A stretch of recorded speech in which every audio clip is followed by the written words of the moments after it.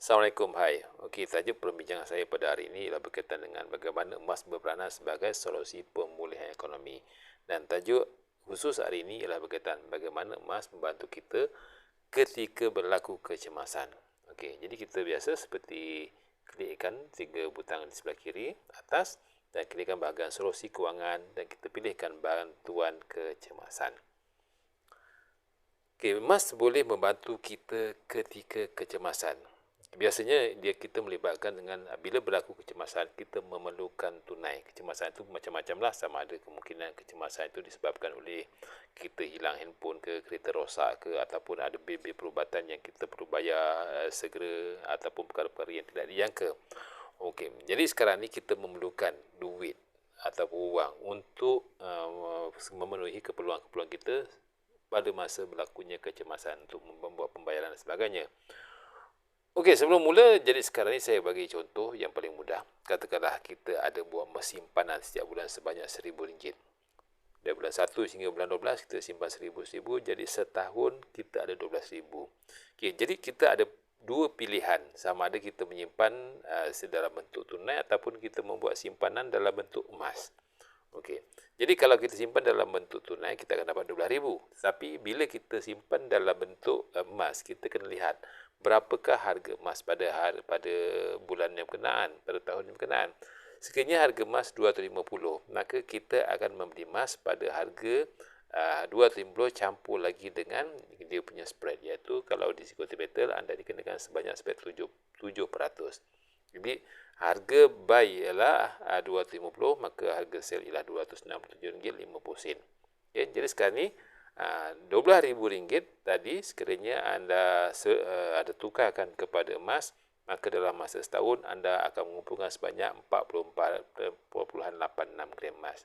Okay, iaitu bila anda beli tiap-tiap bulan RM1,000, maksud anda tukarkan kepada emas, anda akan dapat 3.74 gram, iaitu RM1,000 bagi dengan RM267.50.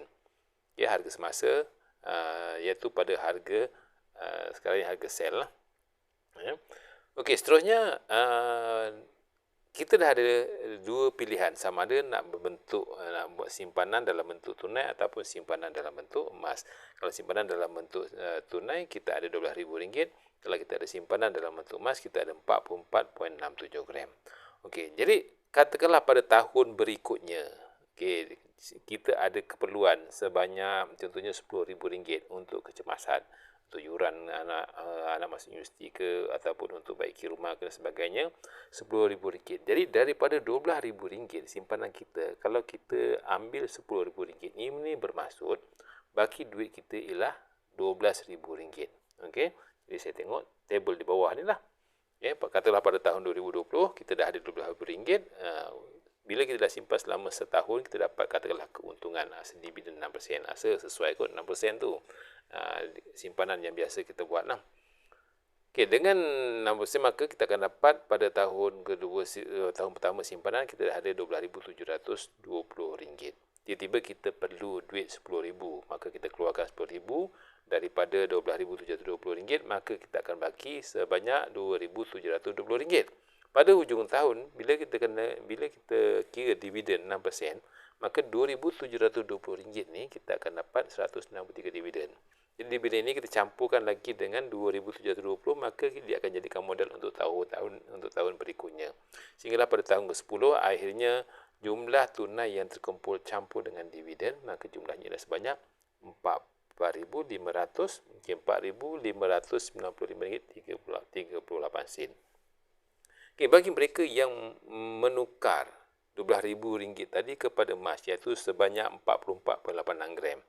Jadi dengan 44.86 gram yang ada dalam simpanan, apabila dia memerlukan RM10,000, maka dia boleh cagarkan 44.86 gram tu, iaitu kalau kita lihat berapa nilai harga RM44.6 tu. Jadi kalau berat kita RM44.86, darab dengan 250, harga lebih kurang dalam 12,000, hampir 12,000, dan kita boleh mendapatkan kemudahan tunai sebanyak 91% daripada nilai emas semasa. Tapi emas tu ialah kita cagarkan, kita sandarkan emas tu untuk dapatkan kemudahan tunai sebanyak RM10,000. Jadi emas tadi kita letakkan, kita sandarkan ataupun kita cagarkan emas tu dan kita akan dapat tunai sebanyak RM10,000 dan kita boleh gunakanlah RM10,000 itu untuk tujuan kecemasan kita. Begitu juga untuk tahun seterusnya, tahun kedua. Tahun kedua emas kita juga masih lagi 44.86, tidak berubah. Cuma yang emas tu sekarang ni kita letak ini sebagai sandaran. Tahun kedua, tahun ketiga, tahun keempat sampai ke tahun ke-10, nilai emas kita, berat emas kita juga tidak berubah, tetapi harga emas berubah. Katakanlah harga emas 10% peningkatannya setahun. Daripada 250, kalau 10% setahun, 10 tahun, maka harga emas akan naik sebanyak 100%. Pada tahun ke-10, harga emas daripada 250 dia jadi 500. Jadi 500 tu darab dengan 44.86 berat gram emas, maka sekarang ni jumlah emas kita nilainya ialah sebanyak RM22,429.91. Jadi kalau pada tahun 10 ni kita nak tunaikan kita punya emas, kita boleh dapat nilai RM22,429.91. Tapi kita tak boleh ambil semua RM22,000 ni. Sebab apa? Sebabnya ialah kita dah ada dapat advance sebanyak RM10,000 pada tahun kedua. Jadi apa yang kita buat ialah RM22,000 tadi kita tolak kepada RM10,000 dan kita dikenakan fee sebanyak 3.5% daripada RM10,000 advance yang telah kita terima. Jadi berapa lama? Kalau 3.5% setahun, berapa lama advance RM10,000 yang kita dah ambil, iaitu mula daripada tahun kedua sampai tahun ke-10, iaitu kita dah ambil sebanyak 9 tahun. Jadi tempoh 9 tahun tu kita dikenakan fee sebanyak 3.5% darab dengan 9, maka kita dikenakan fee sebanyak RM3,150. Okey. Jadi daripada nilai emas masa kita RM22,429.91, tolak dengan advance yang kita dah ambil RM10,000 dan tolak kali fee yang telah dikenakan kepada kita untuk 9 tahun RM3,150, maka net cash out, nilai tunai yang kita akan terima setelah tolak semua perkara-perkara yang tersebut, kita akan dapat RM9,279.91. Jadi sekarang ni dengan simpanan tunai juga kita boleh dapatkan kemudahan tunai untuk kecemasan. Begitu juga dengan simpanan emas kita juga kita dapat kemudahan tunai untuk tujuan kecemasan tadi. Tetapi bezanya di sini ialah dengan emas yang kita ada, kita hanya sandarkan emas kita untuk dapatkan kemudahan tunai tanpa kita menjualnya. Oleh itu, pada tahun yang ke-10, bila kita nak menjual emas tersebut nilainya ialah mengikut harga semasa. Cuma kita tak dapat nilai sepenuhnya RM22,000 disebabkan apa? Kita telah menambil advance RM10,000 di mana kita perlu tolak dulu advance yang telah kita terima dan juga fee yang telah dikenakan untuk kita selama mana kita tempoh bayaran kepada advance tadi 9 tahun tu kita kena bayar.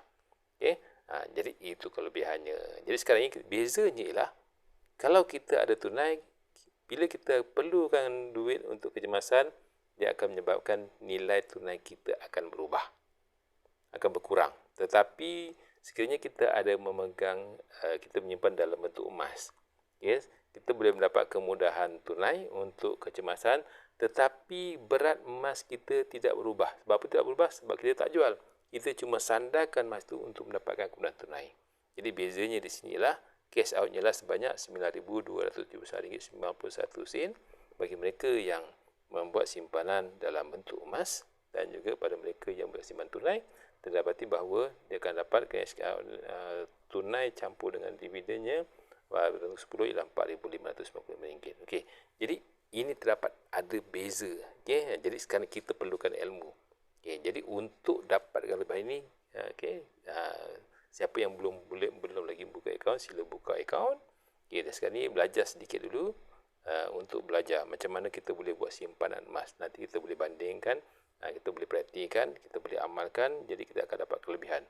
Bagaimana kelebihan simpanan emas dalam masa kecemasan, dan juga bagaimana dia punya berbeza, dia punya ada sedikit perbezaan kelebihan berbanding dengan simpanan tunai. Sekian dulu. InsyaAllah kita jumpa di video yang akan datang. Sekian. Assalamualaikum warahmatullahi wabarakatuh. Terima kasih.